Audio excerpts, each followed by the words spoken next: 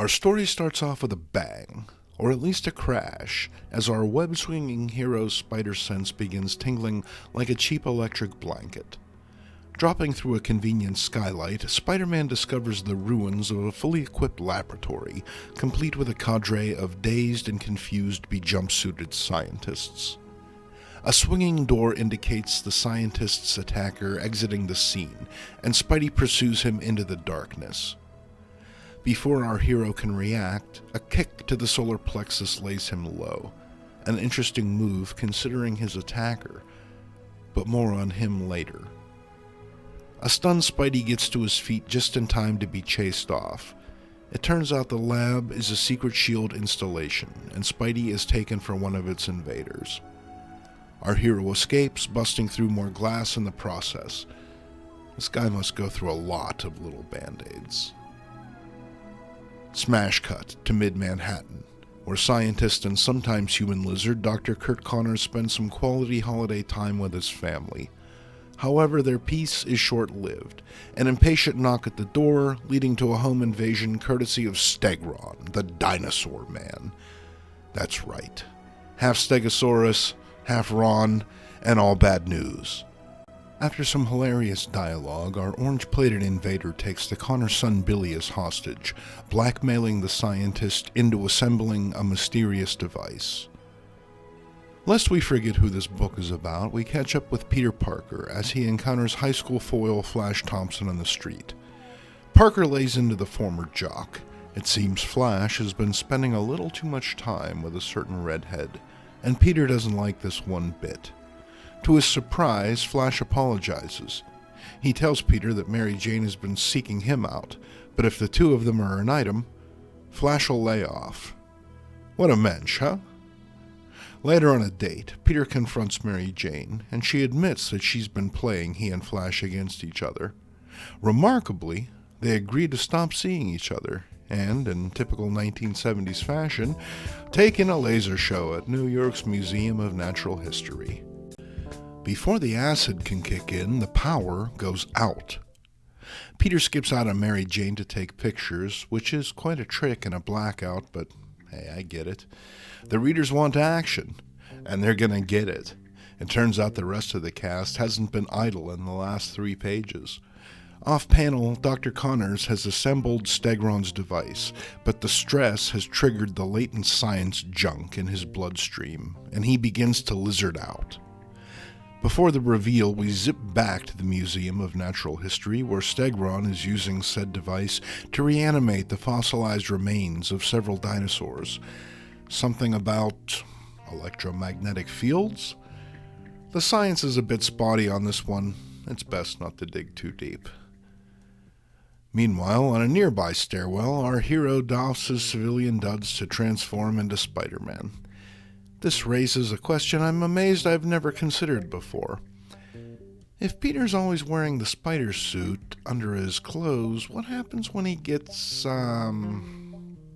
lucky? Seriously, it'd be kind of hard to explain that colorful extra layer of clothing no matter how quickly you pull it off. I mean, he wears the spider boots under his regular shoes. I don't care how romantic the lighting or drunk Mary Jane is on Long Island iced tea, she's gonna notice those boots. Who am I kidding? Parker never gets lucky. At any rate, old Webhead swings out of the stairwell and directly into Stegron's path. After trading blows and a bit of banter, the two end up scrapping in the street where the dinosaur skeletons march. It's an unrepentantly silly visual, but that's what makes it brilliant. Even Spidey can't believe this one. Stegron envisions a bold new world in which dinosaurs will once more rule the earth, and he will rule the dinosaurs. It seems like an odd plan. I'm not really sure regular dinosaurs would want to hang out with this hissing orange weirdo, his control console notwithstanding. Still, we don't get to pick family, do we? Eager to get on with it, Stegron uses his tail to drop 2 of the stone museum pillars on his foe before scampering off to join his skeletal charges. You gotta figure that Spidey is wishing he'd gone home with Mary Jane right about now. Surely Daredevil or the Avengers can handle this one. Meanwhile, across town, Kurt Connors gives in to his reptilian impulses and transforms once again into the lizard, just in time to hype the main event, issue 166 and The War of the Reptile Men. The second half of our tale begins with Spider-Man swinging out to visit Connors, but encountering the Doctor's savage alter ego in his place. Primal instinct drives Connors to find foe Stegron, and the lab-coated lizard man loses our hero in downtown traffic. Only in New York, huh? Spider-Man drops in on Mrs. Connors, who recounts the last issue for those of you who missed it, and then we're off to the races. Deep within an abandoned storage vault in Central Park, Stegron explains his plan to the captive Billy. Using his Retro Generation Ray, the thing he was waving around last issue, Ronnie adds skin to his patiently waiting dinosaur skeletons. I guess they're as into it as he is. Just then, the lizard appears and the two begin scrapping, dino a dino. Writer Len Wein has a bit of fun here, the two foes swatting at each other with their prehensile tails and just going at it in a generally savage way. It makes for a great visual, nicely rendered by artist Ross Andrew. Now, Andrew gets a lot of flack for his work on the book, but I both enjoyed it as a kid and appreciate it as an adult.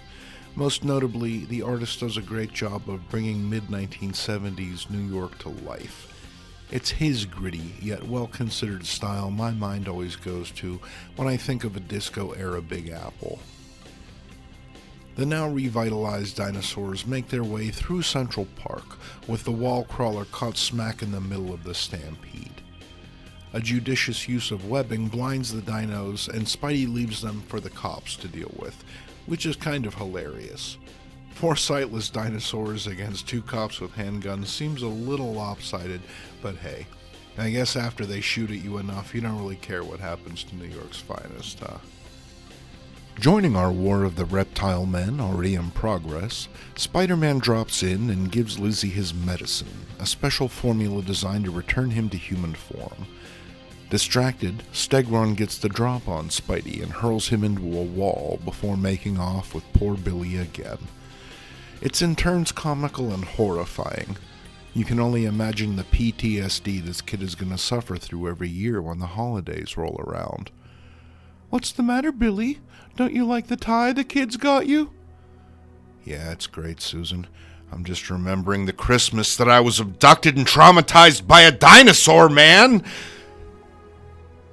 Anyway, we get a heartwarming scene between Spidey and the good doctor, where our hero promises to rescue Billy before swinging off, but the doc has an idea. "Don't you mean thumb, friend?" Outside, we are treated to one of the most delightfully batshit crazy images in Spider-Man history, with Stegron and his captive child riding a T-Rex down a highway choked with traffic. I guess everyone's just getting back from the laser show? Spidey catches Billy, but the cops do not fare as well. Yeah, okay, Spidey, they're breathing, but will they ever walk again? Goaded on by Stegron, the dinosaurs turn to attack Spider-Man and Billy, but miraculously, they unexpectedly shrivel and die back into their previous skeletal forms. It turns out Dr. Connors and his good thumb rewired Stegron's Dinovator and turned him back into a big old pile of bones. Hey, now those eggheads at the museum have something productive to do, huh? What follows is one of the most heartbreaking scenes in young Mink's comics reading experience. Chased into a blinding snowstorm, Stegron flees into the darkness of Central Park, with Spider-Man only steps behind. The dinosaur man quickly falters, the cold sapping his once prodigious strength. Stegron attempts one final sneak attack on our hero, but his feeble effort only serves to send him tumbling impotently to an icy death in the freezing lake. Okay, sure. Ronnie was the bad guy of the piece, but I can't help but feel sorry for this poor SOB. In his place, can you really say that you'd do any different? You would? Man, that's cold. In retrospect, this may seem like a weird choice as a Christmas favorite, but that's the thing about memories. You don't get to choose them, they choose you. The results of your own individual journey, made up like the dots on the page by thousands of tiny experiences there to illustrate the bigger picture. Reading these comics brings back all of those old feelings. What it's like to be outside after dark in the cold, with the city lights dimming over the now frozen river, and countless stories going on just beyond the festive lights of distant apartment windows.